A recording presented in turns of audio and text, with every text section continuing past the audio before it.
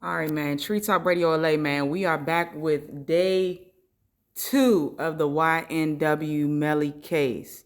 So they have a gun expert on a stand who is going to be showing the jury how a 40 Glock distributes a bullet and how they determined that the shots that were fired came from inside of the vehicle. It's getting real tricky.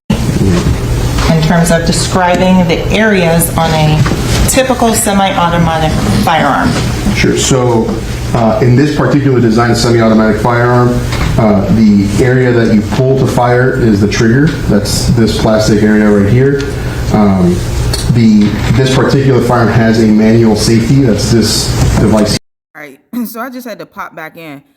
I didn't quite understand why they were explaining how to pull the trigger on a gun. If this gun was used in a drive-by shooting, I'm not sure what this part of the prosecutor's defense is, but they clearly was boring. They was just saying, like, who wants to hear about this? If I was a juror, I want to know, is it possible for a bullet shell casing to ricochet back inside of a vehicle if I'm shooting vertically with the gun on a drive-by situation? This right here, the prosecution, I think they took an L on this part. Chamber, extracting and ejecting it. When it's empty, there's a spring inside the magazine that pushes the slide up automatically, and it'll catch the slide. That just lets the person who's shooting know the firearm is empty. You can insert another magazine and start to shoot again. And then this portion here is the barrel. In this case, it's an exposed barrel. Not every firearm has an exposed barrel, so sometimes the slide covers this area as well.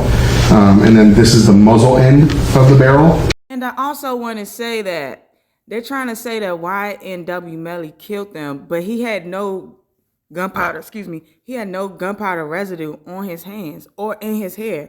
His Cody Bortland did.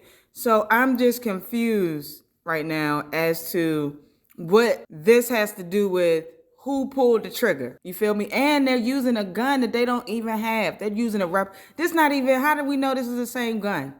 You know, because when you're doing gun ballistics, you have to have the gun so that the ballistics can match up. This is wild. Feeder up of the magazine facing that direction. You just insert it into the well until it clicks in place. And at that point, slide up a little more. The magazine will sit flush with the bottom of the firearm, and the magazine is inserted. In regular function, at this point, typically the slide is to the rear of the firearm, and you would pull it back, and that would automatically release it to move forward and pick up a live cartridge and be in battery, which essentially just means that it's loaded and ready to fire. Okay, so you discussed rifling. Yes. Where on this gun does the rifling come from? So the rifling is from the barrel, so it's from this portion here. The chamber of this firearm ends right around here, and so from that portion forward is where the rifling will be present on the barrel of the firearm. And explain what is barrel. So the marks that were left on it by the cartridge case are essentially erased by the barrel itself. So it's very difficult and very rare that we're able to actually examine projectiles and compare them to a cartridge case. The more common occurrence is that you have a firearm submitted, which I can then use to. This is what I heard. They ain't got no evidence. The fuck? In a copper jacket. There are also steel jackets, and so the jacket itself might have a copper color, but it's steel, not copper. Steel is magnetic, copper is not. That's how you would distinguish those two. There are manufacturers that use nickel jackets. Why the bullet just look like a sexual toy? Like, what is this? Two freak ass motherfucker, two freak. That joint look freaky. And he hold that joint. He palming that joint too. All right, back to our regular scratcher poker. They designed them to do a lot of different things, the projectiles. And so that, depending on its function and its intended design, you might have different designs of the projectile itself. So you indicated the jacket. What about the interior, the lead core? Is that standard throughout the industry? The lead core is fairly standard. The only time you're not going to have a lead core is if it is a lead-free ammunition. There was a big push years ago to try to make hunting rounds lead-free.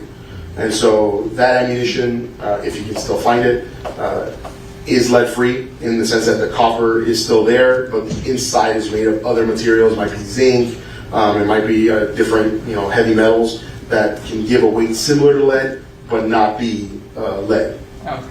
Excuse me, Council, it's a good time to take a break. I'm being told we need a restroom break. Yes, sir. All right? All right, so ladies and gentlemen, remember the admonition, do not discuss the case, don't form any opinion about the case, don't allow anyone to discuss the case in your presence, insert no research, just leave your notepads on your chairs, and we'll be back with you shortly. All right, thank you, ladies and gentlemen.